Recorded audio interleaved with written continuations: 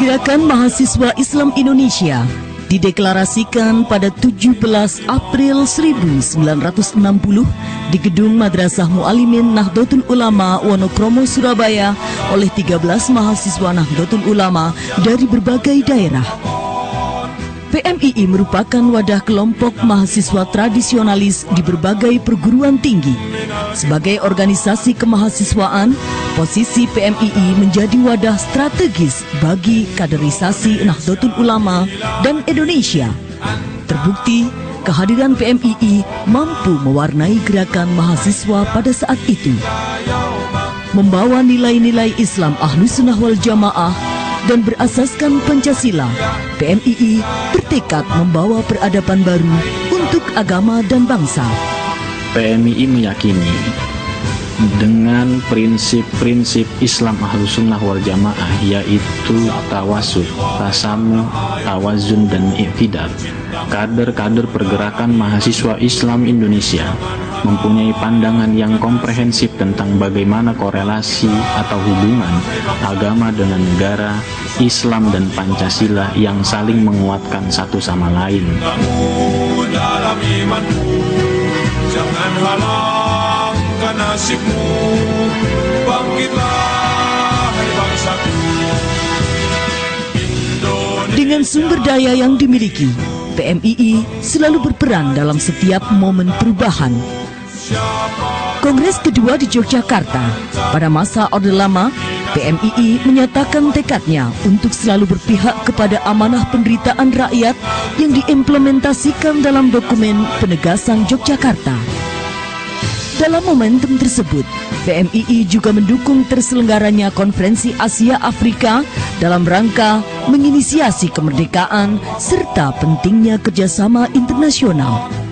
Pada masa Orde Baru periode keempat, PMII di bawah kepemimpinan sahabat Zamroni, PMII semakin diperhitungkan di kalangan organisasi kemahasiswaan. Terbukti dengan terpilihnya sahabat Zamroni sebagai Ketua Presidium KAMI atau Kesatuan Aksi Mahasiswa Indonesia di masa tersebut. PMII juga mencetuskan dokumen historis yang dikenal dengan Trisikap Jakarta.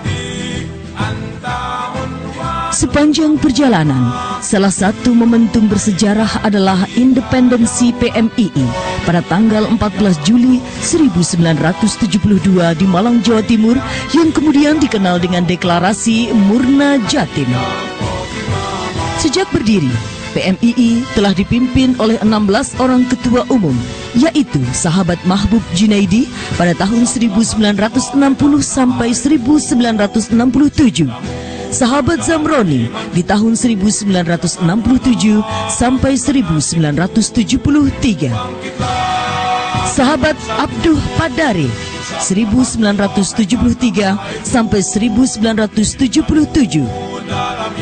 Sahabat Ahmad Bagja 1977 sampai 1981.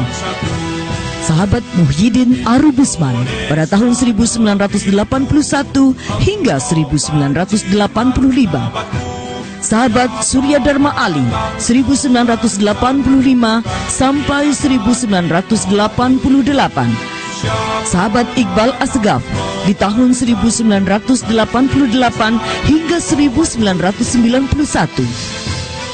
Sahabat Ali Mashkur Musa di tahun 1991 hingga 1994. Sahabat Abdul Muhaimin Iskandar di tahun 1994 hingga 1997.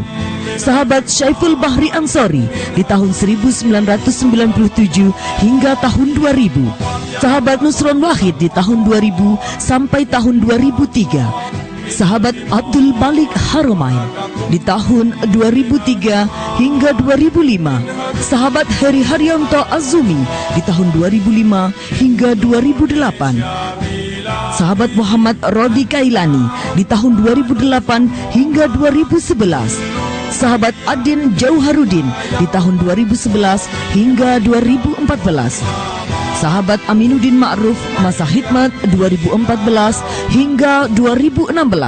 Selamat Hari 55 PMI. Semoga adik-adik para sahabat semua dapat melanjutkan perjuangan yang suci ini demi mencari keridhaan Allah semata-mata.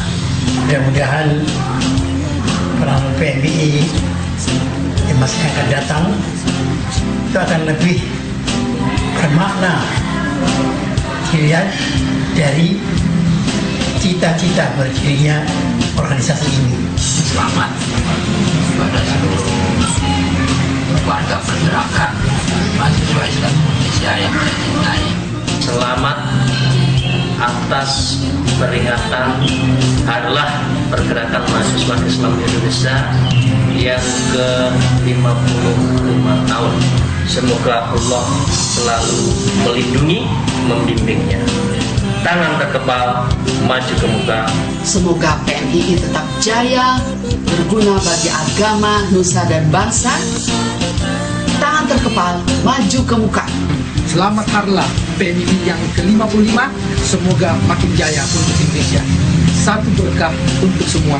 Salam pergerakan. Selamat atas Harlah PMII yang ke-55, semoga dengan ke depan semakin berkualitas, semakin berperan, semakin besar kiprahnya dalam membangun peradaban Islam di Indonesia, Nusantara, bahkan dunia. Dirgahayu PMII ke-55, PMII mantap. Dengan tema besar pembela bangsa, penegak agama, kami ingin menegaskan pergerakan mahasiswa Islam Indonesia ada untuk mengawal Pancasila dan Negara Kesatuan Republik Indonesia dengan paham Islam Ahlussunnah wal Jamaah. Bersama pergerakan mahasiswa Islam Indonesia, kita akan memastikan bahwasanya bangsa kita adalah bangsa yang jaya.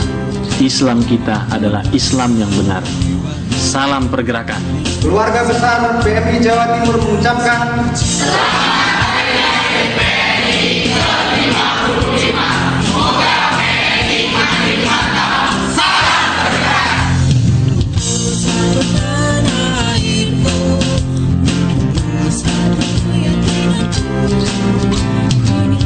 Di bawah kepemimpinan sahabat Aminuddin Ma'ruf, PB PMII masa khidmat 2014 hingga 2016 memiliki misi besar, yaitu revitalisasi PMII sebagai basis kaderisasi Islam Ahlussunnah wal Jamaah.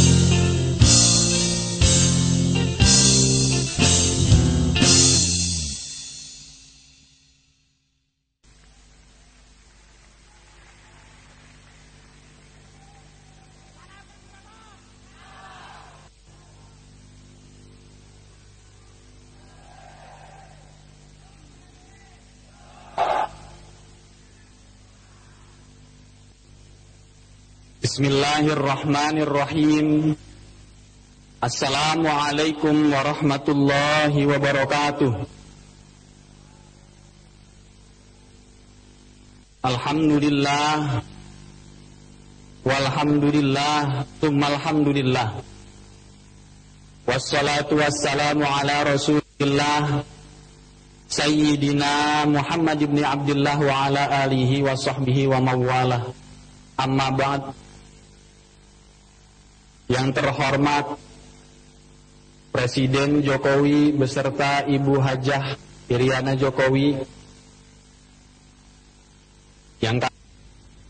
yang kami banggakan Ketua Majelis Pembina Nasional Pengurus Besar Pergerakan Mahasiswa Islam Indonesia, sahabat Abdul Muhaimin Iskandar, orang tua kita, Wakil Ketua Umum Pengurus Besar Kiai Haji As'ad Said Ali, Kiai Haji As'ad Said Ali, para Menteri Kabinet Kerja, Bapak Menteri Pemuda dan Olahraga Republik Indonesia, sahabat Imam Nahrawi,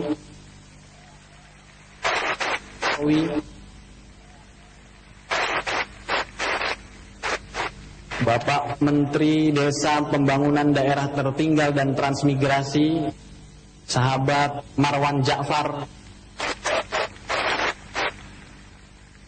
Menteri Ketenagakerjaan Republik Indonesia sahabat Muhammad Hanif Dakhiri.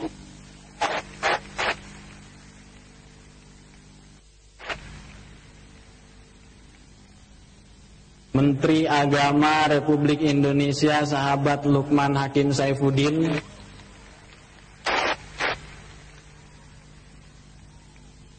Para menteri Pendidikan Tinggi, Riset dan Teknologi sahabat Profesor Dr. Muhammad Nasir.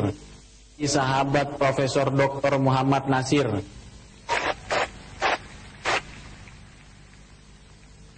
Bapak Menteri Pariwisata Republik Indonesia Bapak Arif Yahya. Bapak Menteri Sekretaris Negara Republik Indonesia Bapak Profesor Dr. Pratikno. Profesor Dr. Pratikno. Gubernur Provinsi Jawa Timur Pak Dekarwo.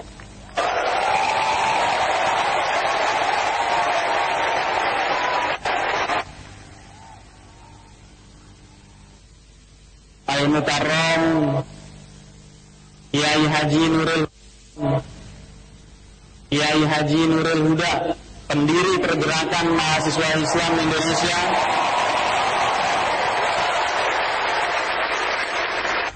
Al-Mukarram Abah Kiai Haji Khalid Mawardi, pendiri Pergerakan Mahasiswa Islam Indonesia.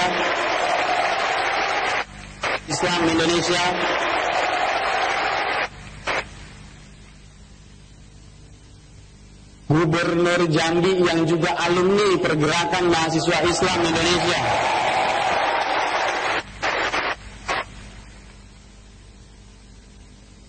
Para pendiri Pak Munzib Nahrawi, pendiri Pergerakan Mahasiswa Islam Indonesia. Pergerakan Mahasiswa Islam Indonesia. Kiai Haji Aziz Mansur, orang tua kita, Ketua Dewan Syuro DPP Partai Kebangkitan Bangsa.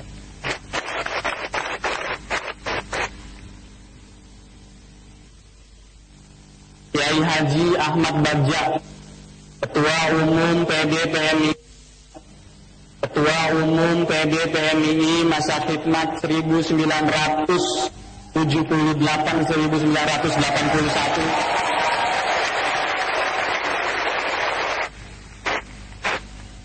Sahabat Abdul Malik Haromain, Ketua Umum PDPMII masa khidmat 2003-2005.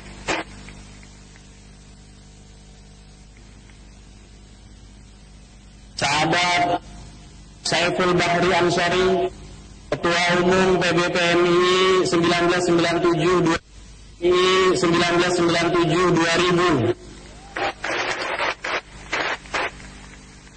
Muhammad Rodri Kailani, Ketua Umum PDPMII masa khidmat 2008-2011.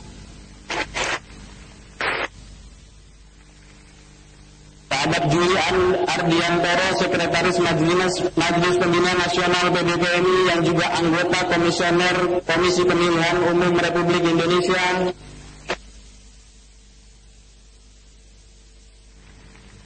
Ketua Umum Pengurus Besar Ikatan Keluarga Alumni Pergerakan Mahasiswa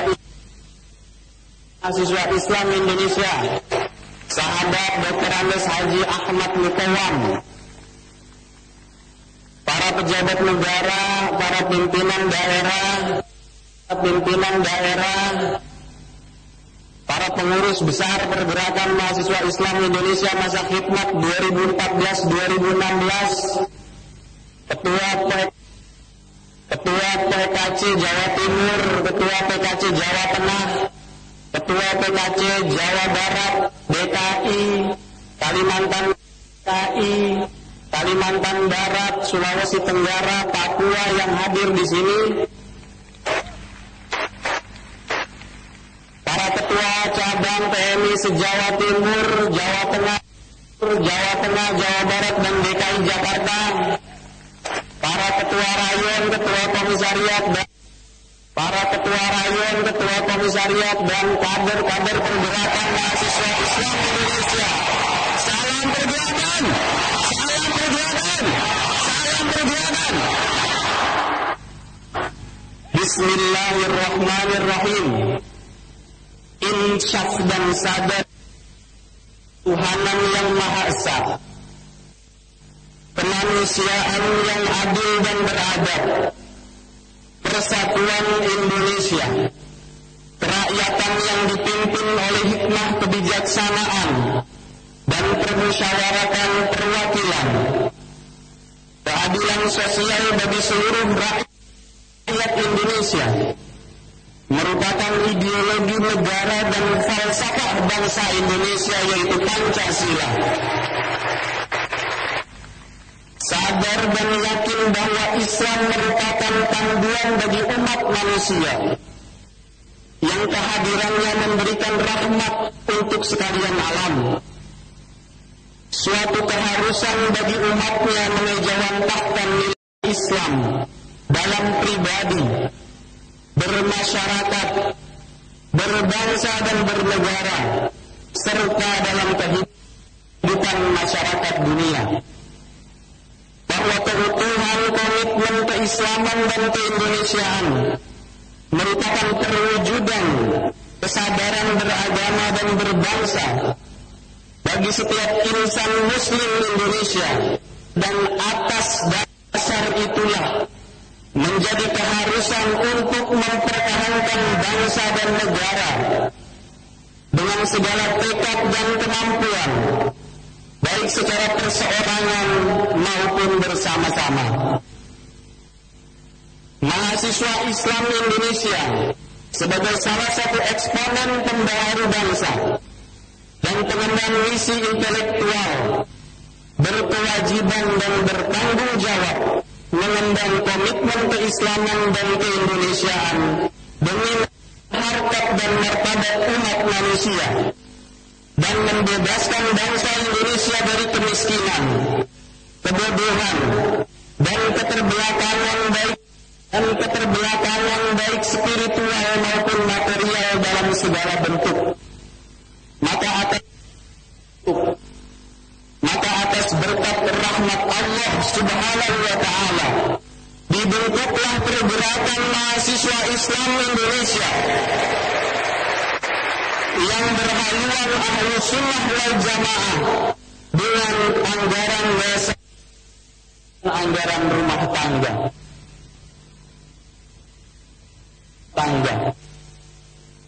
Bapak Presiden Jokowi beserta Ibu Hajah Iriana Jokowi, tadi saya sudah sampaikan muqaddimah dalam anggaran dasar dan anggaran rumah tangga pergerakan mahasiswa Islam Indonesia yang jelas mengatakan Pancasila sebagai ideologi negara yang harus dipertahankan sampai kapanpun.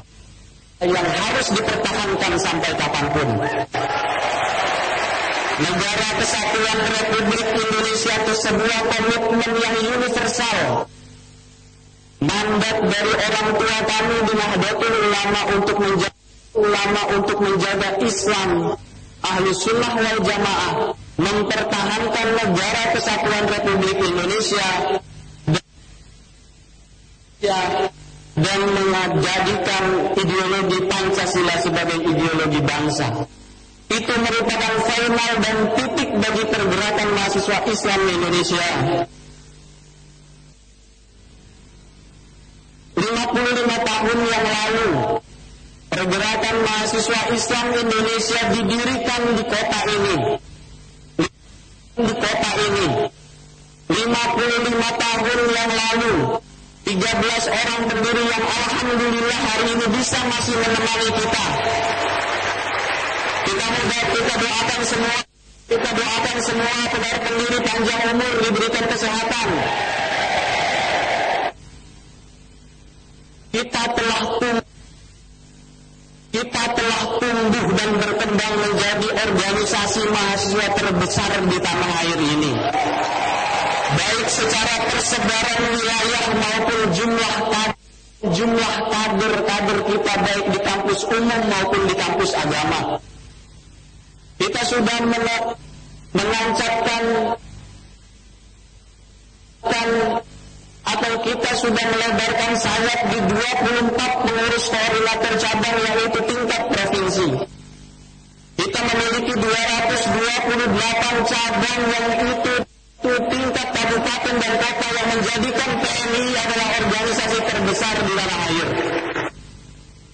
Kita punya 553 komisariat yang terdaftar di pendidikan tinggi. Yang itu semuanya kita persembahkan untuk bangsa, untuk negara Indonesia, dan untuk Nahdlatul Ulama yang kita hormati. Bapak Presiden Jokowi beserta Ibu Jokowi, Haja Iriana Jokowi, sahabat Ketua Majelis Pembina Nasional PDPMI, saya laporkan hari ini merupakan puncak harlah pergerakan mahasiswa Islam Indonesia yang ke-55. Kita sudah mulai dari 3 hari yang lalu. Kita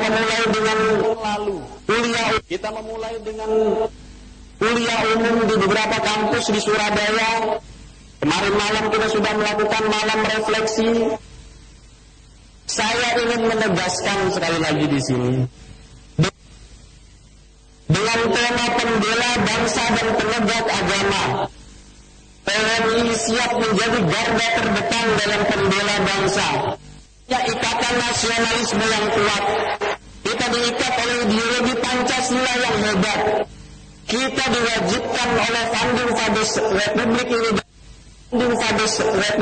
dan sebagian besar adalah ulama Nahdlatul Ulama untuk mempertahankan negara kesatuan Republik Indonesia. Dia agama yang kita maknai adalah ideologi kita Islam Ahlussunnah wal Jamaah, bercirikan dengan keindonesiaan. Islam yang punya prinsip-prinsip tawasud, tawazun, tasamuh dan i'tidal. Mengedepankan toleransi, mengedepankan kasih sayang dalam berdakwahnya, dan oleh karena itu acara kita adakan di masjid. Masjid menjadi simbol klaim keislaman yang harus sahabat-sahabat rebut baik di kampus maupun di pesantren maupun di masjid-masjid umum seperti Masjid Nasional Al-Akbar ini. Sahabati pergerakan mahasiswa Islam Indonesia yang pada malam hari ini hadir di sini. Salam pergerakan.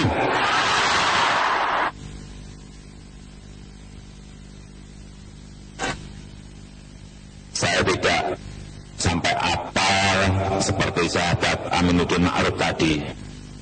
Semuanya disebut dan apa di luar kepala. Saya sudah tua. Jadi tidak seapa kayak Ketua Umum PMII. Pertama-tama mari kita memanjatkan puji dan syukur kehadirat Allah Subhanahu wa Ta'ala yang telah melimpahkan segala rahmat dan hidayahnya kepada kita sekalian. Dan sholawat dan salam tidak lupa kita haturkan pada Nabi besar Muhammad SAW yang terus kita nantikan syafaatnya di hari kemudian. Bapak Ibu, sahabat-sahabati, saya ingin menyampaikan sedikit mengenai permasalahan dan tantangan yang kita hadapi ke depan. Dan juga masalah-masalah yang sekarang dan mungkin setahun 2 tahun ini kita hadapi.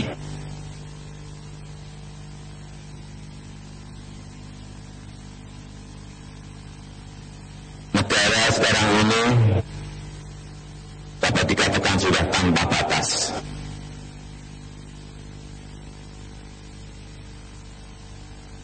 Paspor di Uni Eropa sudah tidak dipakai, KTP apalagi. Sebentar lagi juga di ASEAN pada akhir tahun ini, awal 2016 juga sudah dibuka yang namanya masyarakat ekonomi ASEAN, ASEAN Economic Community.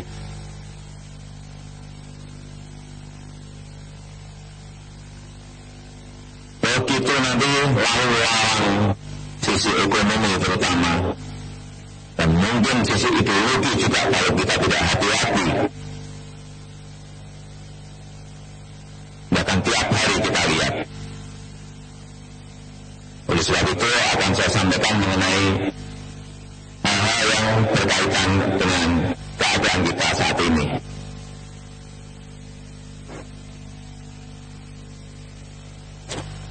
Ini jumlah masyarakat Indonesia yang masih kita urut. Dari kita lihat 2010, 2011, 2012 sampai 2013. Posisinya masih seperti ini. Sekali lagi, itu bukan angka yang sedikit. Angka 15,15%. Ini adalah angka yang besar. Padahal sekali lagi, masyarakat ekonomi ASEAN akan dibuka. Memang ini kemudian bisa dilihat, tetapi kenyataannya ini yang paling besar. Terus kemudian juga fasilitas pendidikan yang kita punyai, dari sekolah dasar, sekolah lanjutan, sekolah tingkat atas, sekolah di perguruan tinggi, juga sebetulnya kurang di tingkat atas juga masih sangat kurang. Oleh sebab itu ke depan kita ingin, kalau dulu ada SD Impres, saya ingin di dalam pemerintahan saya nanti akan ada SMK Impres, SMA Impres, dan baik yang umum maupun yang agama. Nanti ini untuk mempercepat fasilitas agar pendidikan di tingkat atas ini bisa kita lakukan. Setelah lulus dari sekolah dasar, sekolah lanjutan, kemudian di sekolah lanjutan atas paling tidak, ini kita lihat persentasenya kelihatan sekali seperti apa. Karena apapun ke depan pertarungannya adalah pertarungan kualitas sumber daya manusia. Pertarungannya ada di situ. Bukan masalah kekuatan sumber daya alam, tetapi ada di SDM, sumber daya manusia. Karena kalau kita lihat coba, Singapura punya apa? Jepang punya apa? Korea punya apa? Kita melimpah ruah, alhamdulillah. Tetapi coba, apakah kita bisa menggunakan itu? Ingat, tahun 70-an ada boom minyak. Minyak melimpah di kita tahun itu. Tahun-tahun 70-an. Kesempatan itu hilang.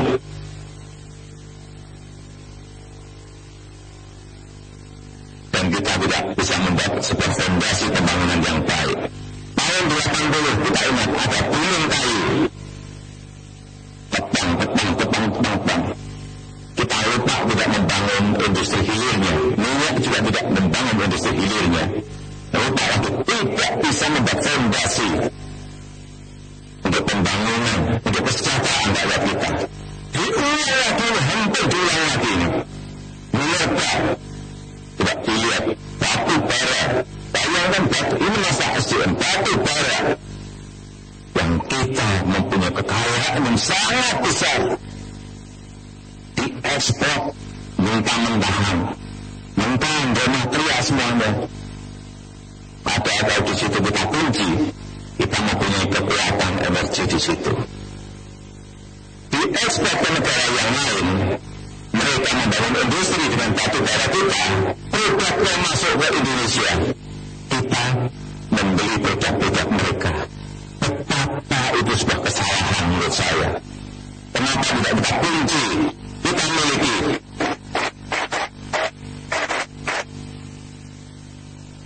Kalau kamu mau buat industri di Indonesia, batu bara banyak di sini. Sehingga apa? Akan ada keuntungan pajak, ada keuntungan tenaga kerja, akan ada keuntungan nilai tambah yang lain-lain, akan banyak sekali. Inilah yang akan kita lakukan. Kita akan mulai step satu persatu. Tidak hanya masalah batu bara, tidak hanya masalah nikel, tidak hanya masalah boksit, tidak hanya masalah timah. Ini harus diolah, hilirisasinya ada di Indonesia. Tidak, kita sudah tidak mau lagi kita kirim mentahan. Diolah di sana, kembali ke sini kita beli coba. Benar tidak seperti itu? Siapa yang berani menjawab benar? Inilah kesalahan yang harus mulai kita stop. Udah. Terus masalah pendidikan, masalah SDM. Kemudian posisi pekerja dan pengangguran di kita juga masih bukan angka yang kecil. Inilah kenapa tadi yang namanya raw material, bahan mentah itu harus diolah di sini. Karena kita ingin membuka lapangan pekerjaan yang sebesar-besarnya. Itulah yang kita inginkan. Tapi untuk menuju ke sana, transisinya memang memerlukan perubahan pola pikir yang total. Tidak mungkin kita hanya langsung merubah cepat, kemudian semuanya bisa menerima. Saya berikan contoh, kita sudah bertahun-tahun impor beras, betul, 3,5 juta. Kemarin waktu Desember Januari tidak ada usul lagi kepada saya, Pak, ini posisi stok sudah berbahaya, kita harus impor. Kita harus impor. Teman-teman ke saya, sebentar saya akan cek dulu stok kita seperti apa. Saya cek memang tinggal sedikit, tetapi setelah saya hitung ini masih berani sampai menyambut panen raya. Tetapi dengan keputusan seperti itu yang terjadi adalah spekulasi. Harga beras menjadi naik. Ini memang sebuah risiko yang harus saya ambil. Memang menjadi tidak populer saya. Tetapi memang kita harus berani merubah itu. Kalau kita masih impor 3,5 juta ton per tahun, saya meyakini petani yang kita tidak akan mau berproduksi. Untuk apa? Impor saja, lebih murah. Tetapi orang yang berproduksi menjadi malas. Ngapain saya berproduksi?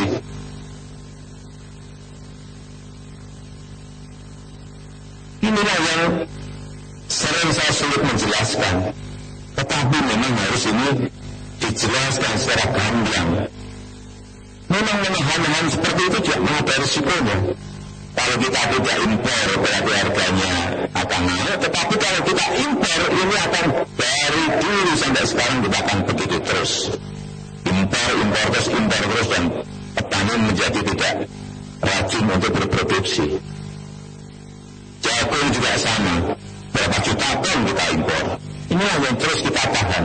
Gula juga sama, kedelai juga sama. Inilah yang ingin kita benahi. Tapi sekali lagi memerlukan perubahan pola pikir, memerlukan perubahan total dari cara-cara kita berproduksi. Terus pada saat kita memutuskan pengalihan subsidi BBM dari yang konsumtif kepada yang produktif, coba semuanya demo. PNI nggak ada. Karena PNI ngerti. Karena kita ingin mengalihkan dari subsidi konsumtif kepada yang produktif. Ini perlu saya jelaskan. Kita sudah berpuluh-puluh tahun menikmati subsidi itu tanpa terasa. Setahun 300 triliun kita bakar dan hilang.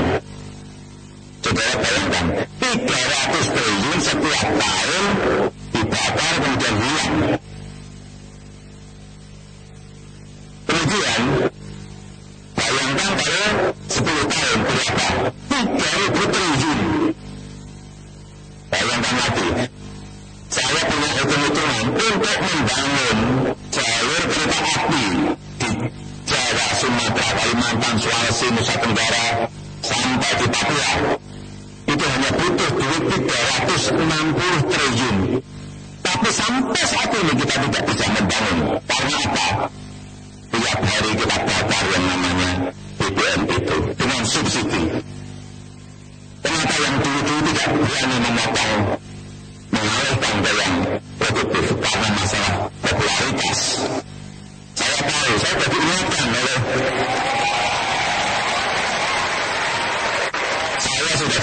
oleh kanan kiri Bapak.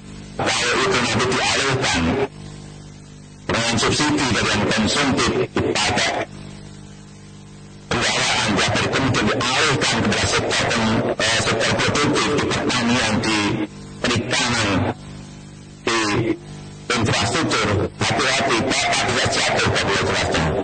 Saya sampaikan itu resiko sebuah keputusan.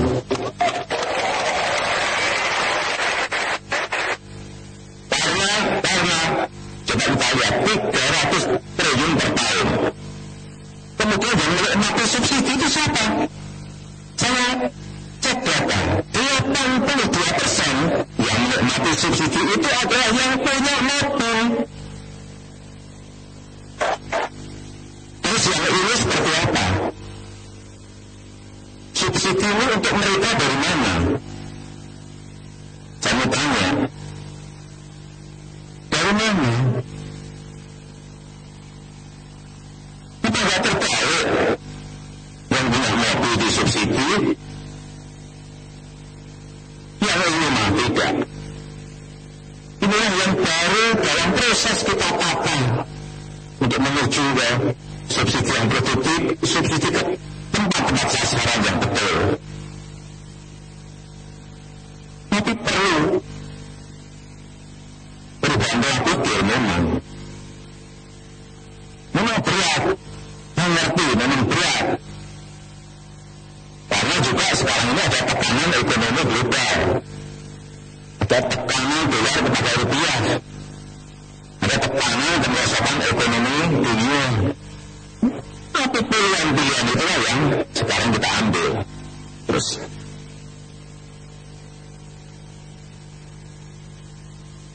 ini tantangan kemiskinan, yang kedua tantangan narkoba. Saya perlu menyampaikan, di Indonesia sekarang ini meninggal mati karena narkoba sehari 50 orang. Sehari. Kalau setahun 18.000. Ada 1,2 juta. 1,2 juta yang sudah tidak bisa direhabilitasi. Jadi tinggal menunggu.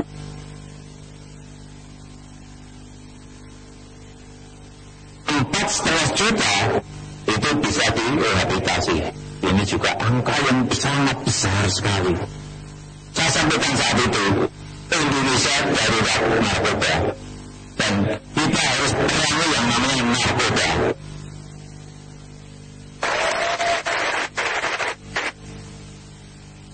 Sehingga gerasi yang masuk ke meja saya tanda tangani ditolak. Semuanya saya tanggapannya ditolak. Tapi ada yang bertanya, Pak, ini yang 11 kok enggak didor-dor terus ini? Ini ada proses-proses hukum yang harus dilalui dengan cermat. Tidak hanya, dan itu yang memutuskan adalah Kejaksaan Agung. Saya sudah tidak ikut-ikut. Hanya di sana. Wilayah saya hanya presiden, hanya itu. PMI ini dukung enggak? Bagaimana tuh?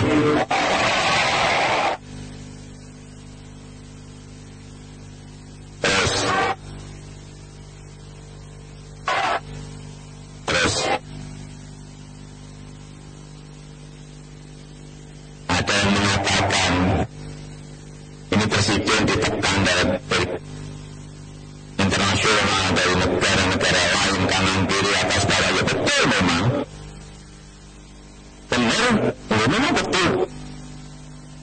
Tiap hari saya ditelepon, benar, saya ngomong apa adanya, dari kepala negara, dari presiden, dari perdana menteri, dari raja, yang warga negaranya ada di sini, dieksekusi lalu yang akan dieksekusi, surat dari Human Rights, dari Amnesty. Tapi sekali lagi saya sampaikan, ini adalah kedaulatan negara kita. Ini adalah kedaulatan hukum kita. Saya selalu sampaikan kepada mereka, atau pastor, saya sampaikan. Tetapi sekali lagi ini ada prosesnya. Jangan dipikir presidennya nggak berani.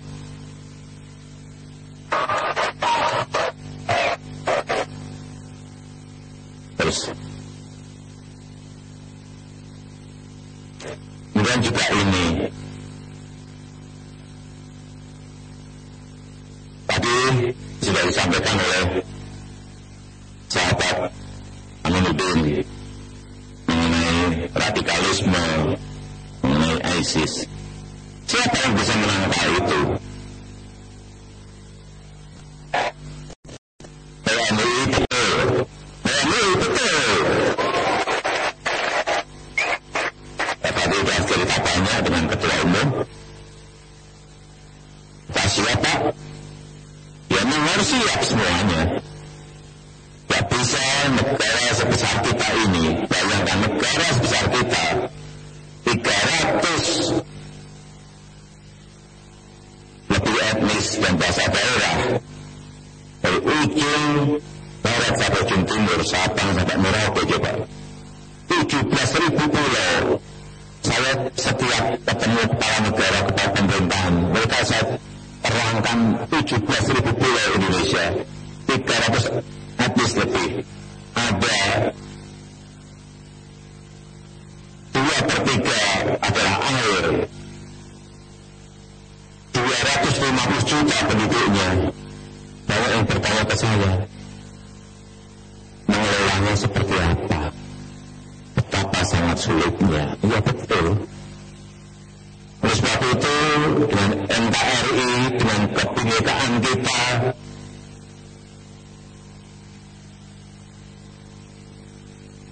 mukadimah tadi yang dia sampaikan oleh ketua umum tadi,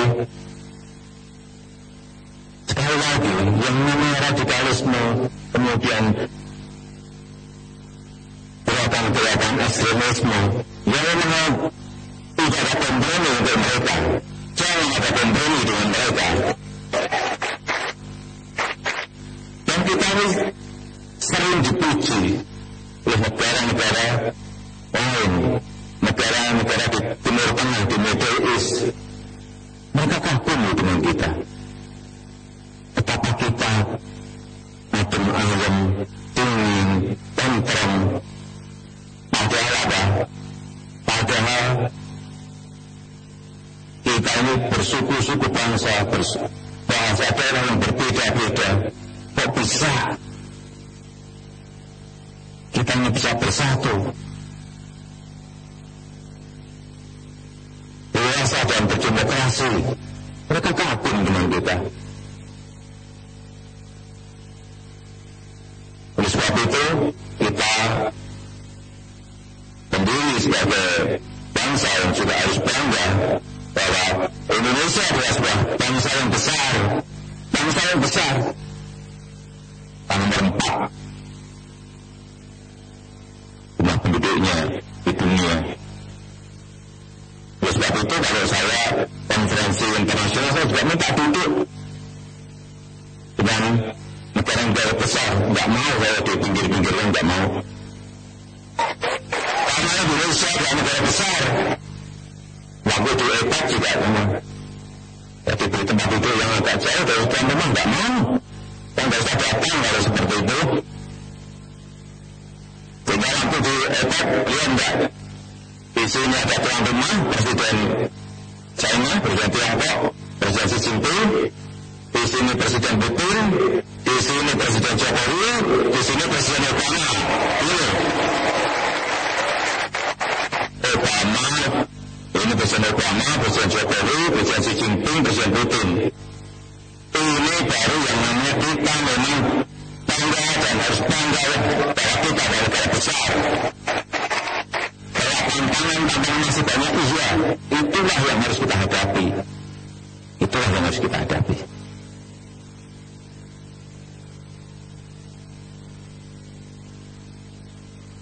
Saya kira itu yang bisa saya sampaikan pada kesempatan yang kali ini. Dan saya mengucapkan selamat ulang tahun, selamat hari raya untuk PMI